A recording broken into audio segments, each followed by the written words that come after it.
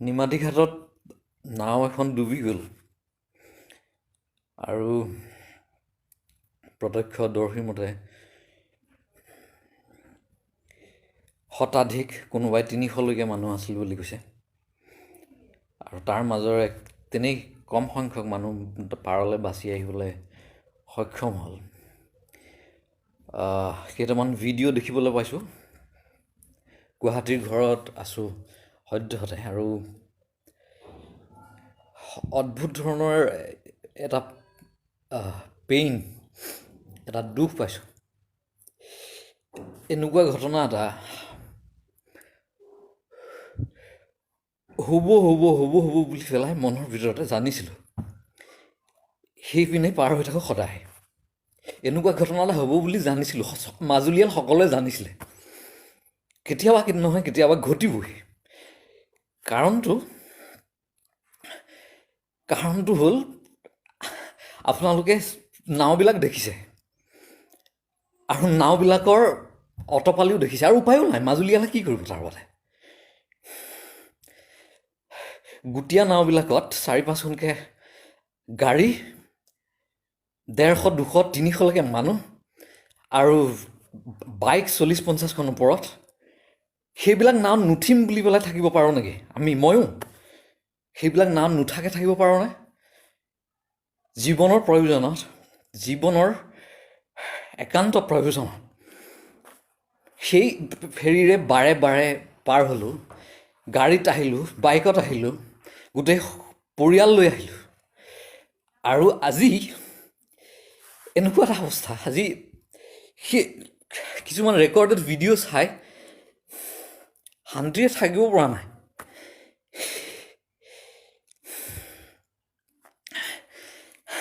সেয়া আমিও হ'ব পাৰিলোহেঁতেন, যিকোনো মাজুলীয়াল হ'ব পাৰিলেহেঁতেন, মাজুলীলৈ অহা যোৱা কৰি থকা যিকোনো মানুহ হ'ব পাৰিলেহেঁতেন। কেৱল মাত্ৰ নহ'লেহেঁতেন স্পেচিয়েল ফেৰী পোৱা মানুহবিলাক। ফোন এটা কৰিলে স্পেচিয়েল ফেৰী আহি যোৱা, পইচা পাতি খৰচ নোহোৱা, সেইখিনি মানুহৰ কেতিয়াও সেইটো হয়তো নহয়। মাজুলীলৈ যাত্ৰাটো এডভাঞ্চাৰ বুলি পেলাই কল্পনা কৰি থকা মানুহখিনি, যিখিনিয়ে দলঙৰ বিৰোধিতা কৰি থাকে, সেইখিনি মানুহে আজি ভিডিঅ' কেইটা চাওকচোন। আমাৰ জনপ্ৰতিনিধিয়ে ভিডিঅ' কেইটা চাওক। তেওঁলোকেতো প্ৰত্যক্ষদৰ্শী নাছিল তাত। এম্পেথি নোহোৱা, কমপ্লিটলি এপাথি, কমপ্লিটলি মানুহৰ প্ৰতি সহানুভূতিহীন এটা সময় এয়া হ'ল আৰু সেই সহানুভূতি নোহোৱাৰ কাৰণে এইটো ঘটিল।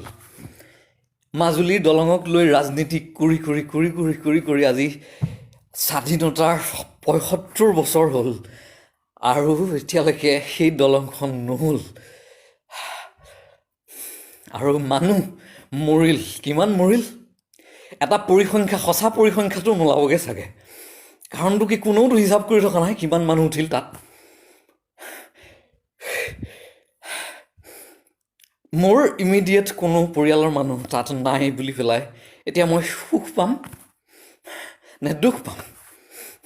এতিয়ালৈকে মোৰ ইমিডিয়েট কোনো মানুহ, পৰিয়ালৰ কোনো সম্বন্ধীয় তাত নাই বুলি পেলাই মই দুখ পাম নে সুখ পাম এতিয়ালৈকে বুজা নাই। কিন্তু হঠাৎ খবৰটো পাব পাৰোঁ চাগে যে কোনোবা বৰ আত্মীয় মানুহ আছিল চাগে তাতে। আৰু মোৰ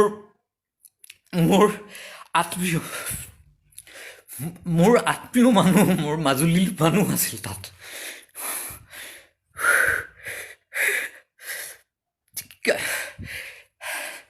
এই ঘটনাটো ঘটিবলগীয়া আছিল, কিন্তু মনৰ ভিতৰত ঠেলি থাকিলোঁ, ডিনাই কৰি থাকিলোঁ বাৰেপতি।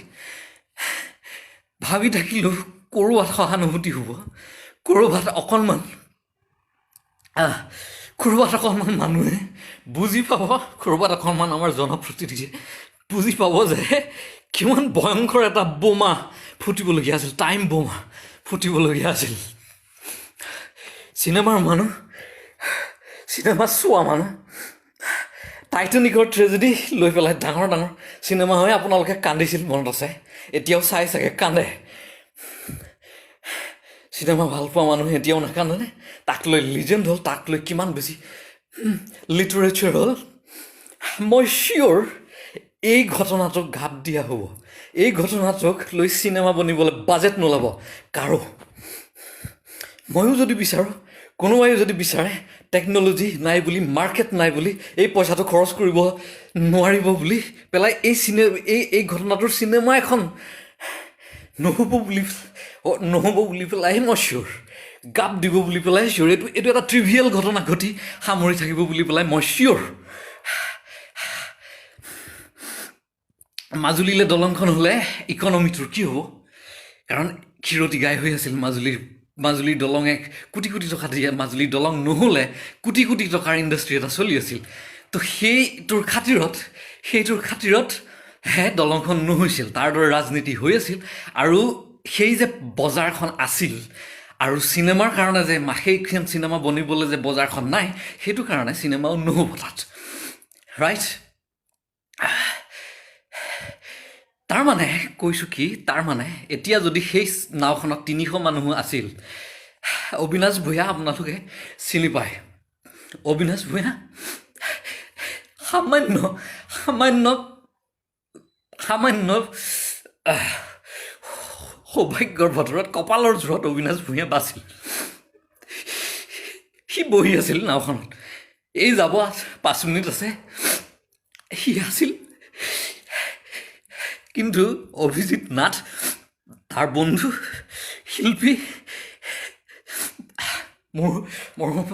সি এই অভিজিৎ নাথে তাক বিদায় জনাবলৈ গৈছিল ঘৰলৈ যোৱাত তো অভিজিৎ নাথে মাতি আনিলে যে চাহ একাপ খাবলৈ সময় আছে তো পাৰলৈ আহি চাহ একাপ খাওঁতে সিফালে নাওখনত খুন্দা মাৰিলে আৰু সেই নাওখনেই ডুবিছে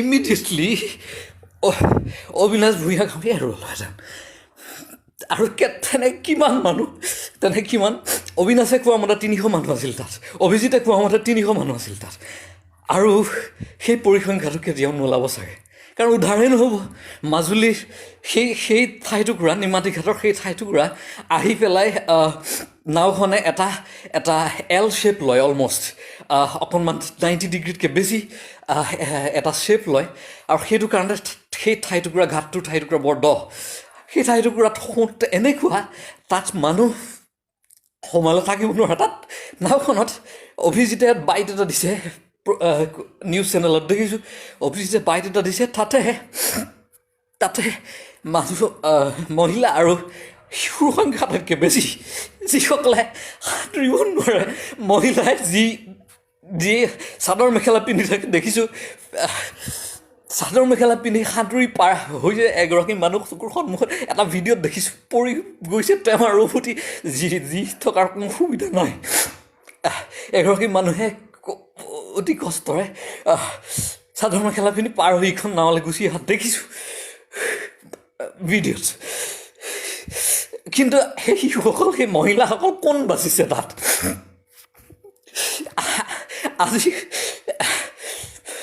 ভূপেন হাজৰিকাৰ জন্মদিন আজি শ্ৰীমন্ত শংকৰদেৱৰ মৃত্যু তিথি আজিৰ দিনটোতে এই ঘটনাটো ঘটিছে তেওঁলোকেও কিবা কৈছে চাগে তেওঁলোকেও আমাক কিবা কৈছে চাগে এবাৰ সকীয়াই দিছে চাগে এই ৰাজনীতি বন্ধ কৰিব লাগে এই হেতালি খেলা বন্ধ হ'ব লাগে আৰু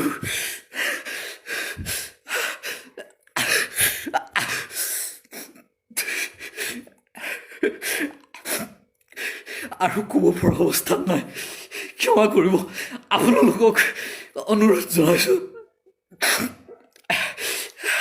কিবা এটা কৰক নহ'লে মাজুলীয়াল আৰু মৰিব মাজুলীৰ লগত সম্বন্ধ ৰখা মানুহ আৰু মৰিব এনেকুৱা ঘটনা আকৌ ঘটিব আপোনালোকে কিবা কৰক আপোনালোকে নকৰিলে কোনেও কৰোতা নাই আমাৰ মাত কোনেও নুশুনিলে মাজুলীয়ালৰ মাত কোনেও নুশুনিলে আজিলৈকে আপোনালোকে কিবা এটা নকৰিলে একেলগে কিবা এটা নকৰিলে কোনেও একো নকৰে প্লিজ